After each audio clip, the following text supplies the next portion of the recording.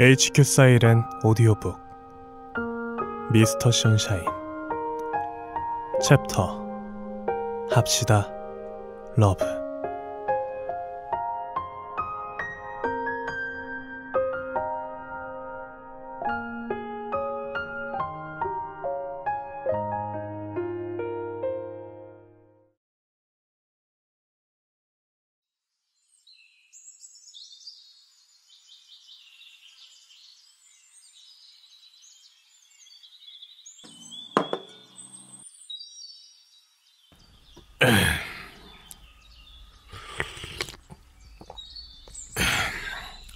그래서 움막에 미군이 왔다 갔고 너에겐 정혼자가 왔다고. 애신과 순구는 사람들의 눈을 피해 홍파의 주막에 따로 방을 잡고 앉아 있었다. 반쯤 열린 장지문 사이로 다소곳하게 앉은 애신이 시무룩해졌다. 예.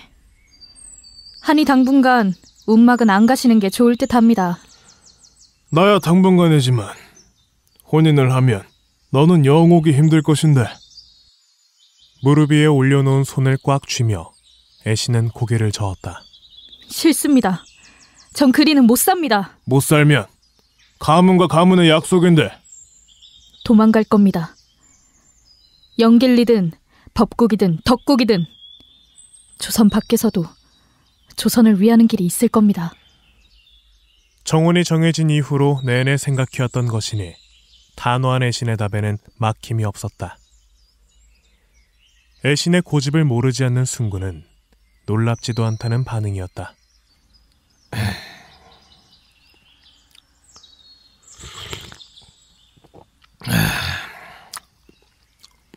그래, 네 뜻은 알았으니 일단 가까운 데부터 다녀오너라. 어디요? 미 공사관. 문틈 사이로 승구가 내민 것은 기다랗고 묵직했다. 훔친 총이다. 돌려줘야지. 우리는 도적이 아니다. 우리라뇨, 스승님. 훔친 건 스승님인데 왜 반납은 제가 합니까?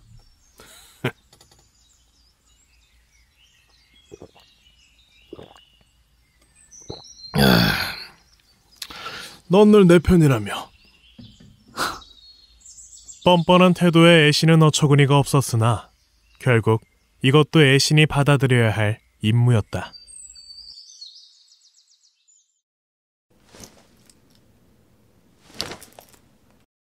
임무를 수행하기 위해 애신은 며칠 후 오랜만에 변복 차림을 했다. 눈만 남긴 채 얼굴을 모두 복면으로 가리고 인적 없는 골목을 소리 없이 지났다. 어둠이 자신을 잘 숨겨주길 바라며 애신은 지붕 위에 발을 내디뎠다. 맞은편으로 미 공사관 건물이 내려다 보였다. 정문 쪽에는 미군들이 보트로 서고 있었다. 정면 돌파는 노출 위험이 큰 상황이었다. 후문이라고 상황이 나은 것은 아니었다. 미군들의 숙소가 인접해 있어 들킬 경우 더 많은 인원을 상대해야 했다. 건물을 빈틈없이 살피던 애신의 시선이 한 곳에가 닿았다. 다른 담벼락에 비해 조금 낮은 담벼락. 그 뒤로 넘으면 곧바로 유진의 사무실이었다. 애신은 지붕을 박차며 달려나갔다. 사무실에 잠입해 총을 두고 나왔으니 애신은 이제 무사히 돌아가기만 하면 됐다. 만족하며 고개를 들려던 애신의 시야에 두 사람의 발끝이 보였다. 예, 저도 저렇게요. 여기로 넘어갔다 넘어옵니다. 그런데 이분은 누구시지? 애신은 일어서지 못한 채 그대로 굳어버렸고 유진은 단번에 변복한 채 담벼락을 넘으니까 애신임을 눈치챘다. 유진은 고개를 갸웃하는 도미의 어깨를 짚었다. 축하해. 너 방금 공사관에 취직됐어. 공일은 쉬고 모레부터 출근해. 정말입니까? 정말이고 작게 말하고. 지금 본 이 장면은 비밀로 하고. 예, 나으리. 전 아무것도 못 봤습니다. 도미가 신나하며 방긋 웃었다. 애신이 뻔히 보이는데도 도미는 유진의 말이라면 무엇이든 맞다는 듯 수긍했다. 그럼 모레 뵙겠다며 인사하고 돌아가는 도미의 발걸음이 가벼웠다. 도미가 가고도 애신은 여전히 이러지도 저러지도 못하고 있었다. 하필 유진이었다. 이제야 도망쳐봐야 소용없었다. 그러나 다행이기도 했다. 하필 애신을 발견한 사람이 유진이어서. 일어서려는 애신보다 빠르게 유진이 무릎을 굽히고 앉았다. 급히 숨을 들이쉴 만큼 가깝게 유진의 얼굴이 애신 쪽으로 다가왔다. 애신이 다 놀라기도 전에 유진은 휙 애신의 얼굴을 가린 복면을 당겨 풀어냈다. 이게 무슨... 가까이 오는 발소리가 들리요. 걸읍시다. 자연스럽게. 나직하게 속삭인 유진이 애신의 팔을 잡아 일으킨 후 끌고 가듯 애신을 걷게 했다. 뒷모습만 보아서는 그저 평범한 두 사내가 걸어가는 듯한 모습이었다. 애신과 유진의 뒤로 사람들이 지났다. 아, 그래. 정혼자가 돌아왔다고. 내 그저 동무인 줄 알았지 뭔가. 아주 미인이던데. 그럼 곧 혼인을... 내 그것이 궁금하였네. 마치 친우와 대화하는 듯한 말투였다. 그렇게 담벼락을 둘러나온 두 사람은 거리에 섞여들었다. 애신이 우뚝 멈춰섰다. 뒤쪽에 오는 이들은 이제 없었다. 멀어졌소. 진심인데. 무엇이 말이오? 진짜 궁금해서 물은 거란 뜻이오. 밤잠을 설칠 만큼 궁금했다는 것을 애신이 알는지 모르겠다. 정혼자에 대한 이야기는 피하고 싶은 것인지 애신은 답이 없었다. 일행이 기다리고 있어. 가야 하오. 늦어서 걱정하고 있을게요. 공사관 담을 넘은 현행범이 뻔뻔하기까지. 긴장이 풀린 애신이 픽 웃었다. 유진에게 또 신세를 져버렸다. 그러나 유진은 더한 신세를 지게 할 셈인지 떠나려는 애신의 앞을 가로막았다. 바래다 주겠어. 혼자 걸으면 위험할 거요. 함께 걸으면 눈에 띌 거요. 그러니까 조선에서 제일 안전한 곳은 내 옆이요. 눈에 띄는 건 나일 테니. 유진은 애신보다 앞서 걷기 시작했다. 애신은 그런 유진의 너른 뒷모습을 잠시 보다가 코트깃을 세워 최대한 얼굴을 가리며 유진을 뒤따랐다. 그렇게 한적한 거리를 두 사람이 나란히 걸었다. 종종 사람들의 말소리, 인력거가 지나가며 내는 덜그럭 소리 같은 것들이 두 사람 사이에 섞여들었다. 바로 직전까지도 복면을 쓰고 담벼락을 넘던 애신은 우습게도 평화로운 기분을 느꼈다. 자신의 옆에 선 사내와 발을 맞춰 걷는다는 일이 그런 기분을 느끼게 했다. 조선 땅에서 미국인의 군인인 자와 내가 나란히 걸을 일이 얼마나 있을 것인가. 아마 없겠지. 궁금한 게 있어. 발걸음을 늦추며 애신이 유진을 향해 물었다. 유진은 지그시 애신을 보았다. 애신과 함께 걷는 이 시간이 유진에게도 알 수 없는 위안이 되었다. 조선에서 함께 걸을 누군가가 있다는 것이. 요셉에게서 온 편지를 열어보았을 때 뭉클했던 마음처럼. 유진은 요셉에게 쓸 답장을 생각했다. 함경도는 벌써 겨울이겠습니다. 추위를 많이 타시니 걱정입니다. 잘 지냈습니까? 저는 조선에서의 모든 날들이 평안합니다. 러브 마리오. 애신의 자그마한 입이 러브를 발음하고 있었다.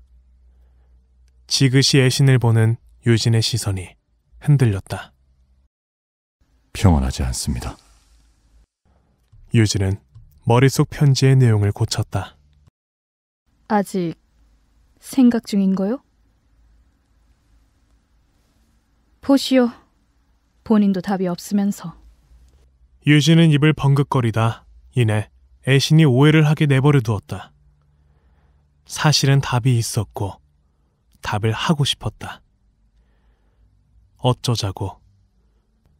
유진의 마음이 어찌됐든 개의치 않는다는 듯 애신은 인사했다. 고맙소. 나란히 걷는다는 것이 참 좋소. 나에겐 다시 없을 순간이요. 지금이. 여기서부터는 따로 갑시다. 티 하나 없이 솔직한 인사고 고백이었다. 유진은 돌아서는 애신의 코트 자락을 쥘 뻔한 손을 간신히 내렸다. 가지 말라고 붙잡을 뻔했다. 더 걷자고 청할 뻔했다. 저기 멀리까지 나란히. 그러나 유진은 고개를 끄덕였다. 애신이 멀리 사라졌다. 유진의 코트 주머니에 애신이 쓰고 있던 복면이 남아있었다.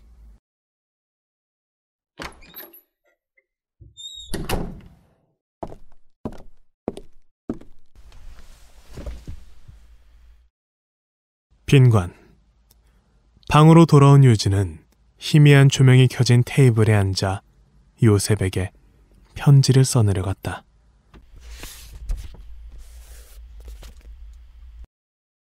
Dear 요셉,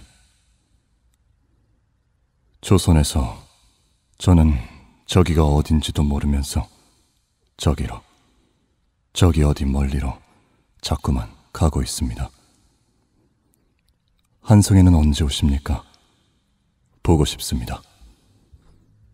쓰고 보니 이 편지는 마치 고해성사 같아서 붙이지는 못할 것 같습니다. 유진은 한참 동안 그 옆에 가지런히 놓인 복면을 바라보았다.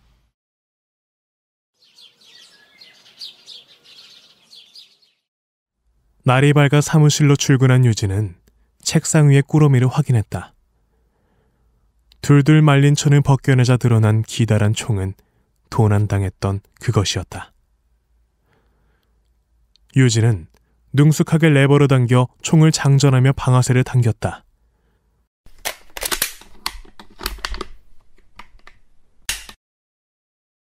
그러나 예상했던 명쾌한 소리는 들려오지 않았다. 어딘가 부족한 소리를 내며 방아쇠가 헛돌았다. 유진은 찌푸리며 총을 확인했다. 돌아오는 과정에서 총이 상한 듯했다.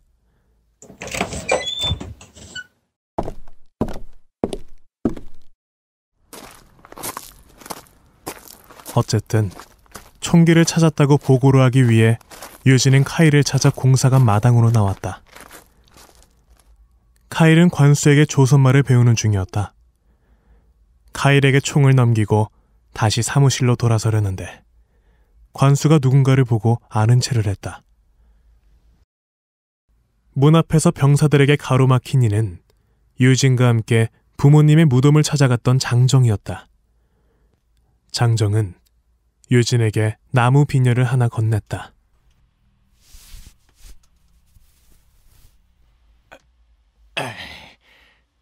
너 만나고 왔다 했더니 마누라가 이걸 갖다 주라고. 너희 부모 수습할 적에 마누라가 챙겨뒀었다고. 오래된 나무 비녀의 표면이 거칠었다. 조금만 세게 쥐어도 바스라질 듯 사가 있었다. 초라한 비녀를 꽂고도 들꽃처럼 환히 웃어주던 어미의 얼굴을 그리며 유진은 눈을 흐렸다. 어미를 향한 그리움이 울컥 밀려들었다. 어떤 분노도 그리움을 이겨내지 못했다. 그런 유진을 보며 장정이 머뭇거렸다. 내 이제 와서 이런 말이 다 뭔 소용인가 싶다만 일이 된 이상 나도 다 털어버리고 싶다. 네 엄니 아버지 그리 만든 놈은 따로 있어. 무슨 소리야? 그 작자가 김판서 대감이랑 작당해서 너희 부모 그리 된 거야. 넌 어려서 몰랐겠지만 그 작자가 네 어미를 엄청 탐냈어. 처음 한 사실이었다. 그저 노비의 삶이 지긋지긋해져 도망치려고 한 줄 알았다. 그뿐인 줄 알았는데 원흉이 따로 있었다. 울긋불긋해지는 유진의 얼굴을 보며 장정은 고개를 숙였다.